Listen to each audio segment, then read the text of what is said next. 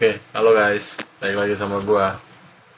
Berarti sekarang sudah day 5, yang dimana Hamin 2 berarti gua sekolah lagi. Dan ya gue semoga berharap kayak ketika gue balik lagi sekolah, semoga gue tetap konsisten ini jalan, tetap bisa bisa bikin challenge ini bisa gue terusin sampai akhir gitu. Biasanya kadang kalau gue udah terlalu capek, udah terlalu kayak anjir capek banget hari ini gitu, biasanya gue suka lupa sama hal yang lagi gue progresin gitu. Biasa suka mental aja langsung dari kepala gue dan suka lupa aja, dan biasanya udah nggak gue terusin. Tapi gue berharap ini bisa jadi konsisten sampai akhir nanti, dan ya semoga kalian juga nggak berhenti ngingetin gue untuk terus jalanin ini, jadi gue tetap semangat terus.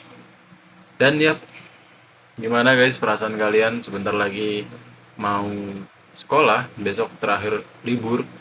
Mungkin sebagian besar udah ada yang masuk dari hari ini, Senin udah ada yang masuk, udah mulai MPLS.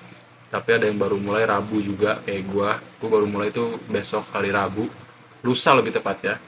Dan ya, ya perasaan kalau abis libur tuh pasti kayak kayak kurang kurang kurang mulu rasanya, kayak kok kurang lama sih, kurang lama gitu. Padahal ya udah lumayan lama kalau dihitung-hitung libur udah hampir sebulanan gue libur, karena kalau misal dihitung dari gue nggak masuk sekolah ya kurang lebih sebulan lah. Karena habis ulangan, habis itu gue masih masuk tuh ulangan, habis ulangan tuh gue masih masuk sampai kelas meet kelar itu gue udah nggak masuk, padahal masih ada jamnya, tapi ya udah nggak masuk aja. Itu sekitar semingguan sebelum bagi rapot, itu udah jatuhnya udah seminggu gue nggak masuk, terus bagi rapot nggak masuk lagi, berarti kan udah ya kurang lebih sebulan lah gitu.